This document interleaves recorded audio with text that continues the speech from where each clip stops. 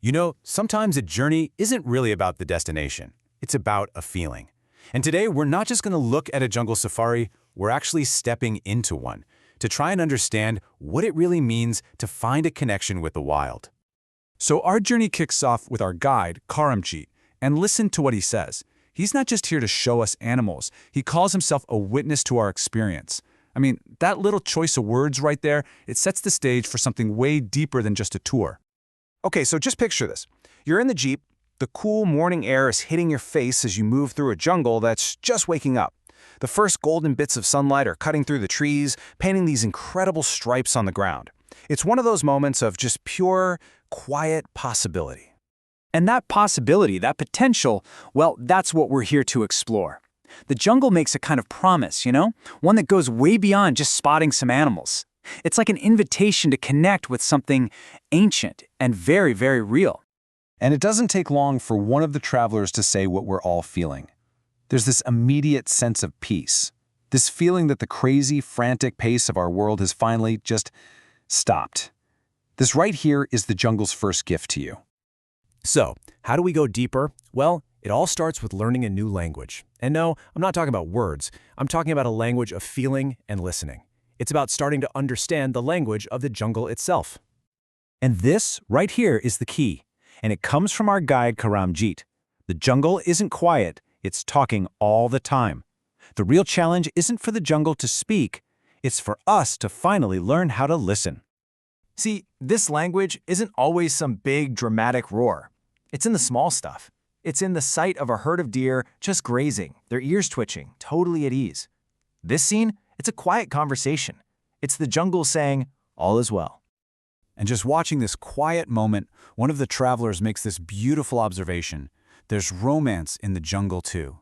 And she's not talking about some human love story, of course. She's talking about a deeper kind of romance, a connection with the life that is just pulsing all around. And then, bam! The jungle decides to put on a show. A peacock fanning out its feathers. This shimmering, incredible display of blues and greens in the sunlight. It's just a moment of pure, raw beauty. Life showing off, And right here, in this moment, something really important happens. The traveler, she puts her camera down. She decides it's better to just capture this with her eyes, to really experience it. This is a huge turning point. That shift from just looking at things to actually feeling them. So here's the big idea. The language of the jungle, it's basically the art of being present. It means you stop hunting for the big, spectacular stuff, and instead you start appreciating the quiet moments, the little sounds, the subtle signs that, when you put them all together, tell the jungle's real story. But this romance with the wild, it's got two sides. It's not just about peace and quiet. It's also about power. And these two things are always existing together in this delicate, kind of thrilling balance. So on one hand, you've got Shanti, or peace. That's the grazing deer, the quiet serenity. But on the other hand, you have Shakti, or power, that raw, untamed energy of the top predator. It's a presence you can feel long before you ever see anything. And just like that, the language changes. The deer, they freeze. They're listening to something we can't hear. And the air, which was so peaceful just a second ago, is now thick with this unspoken tension. It's like the whole jungle is holding its breath. Our guide, Karamjit, he knows exactly what this means. He whispers, almost with a guarantee. Now the jungle is about to show something special. He's fluent in this language of tension.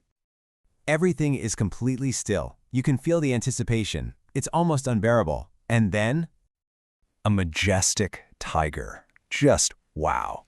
It steps out of the bushes, not with any aggression, but with this absolute, total confidence and grace. It's not even hunting. It's just observing its kingdom.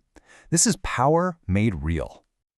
The traveler's hushed voice just nails it. It captures the moment perfectly. It's scary and beautiful at the same time. And that's it, isn't it? That's the paradox of the wild, the awe and the fear, all mixed up together. And this one moment shows us the whole theme in a nutshell. Karamjit confirms it. This is the romance of the jungle. It's not just the peace, and it's not just the power. It's the breathtaking reality of both of them existing in the very same moment, in the very same place. So what do you take with you when the Jeep finally drives away?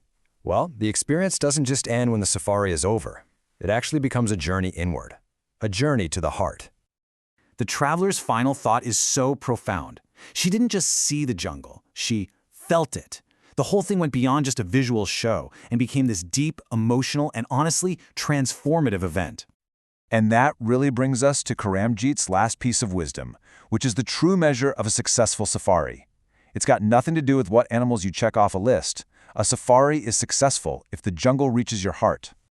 And at the end of the day, that's the ultimate takeaway, right? You can leave the jungle, but that feeling, that unique romance that's born from the dance between peace and power, that stays with you. It becomes a part of who you are. Which really just leaves us with one final thought. If you were to go out there and truly listen, without a camera, without any expectations, just with an open heart, what do you think the jungle would say to you?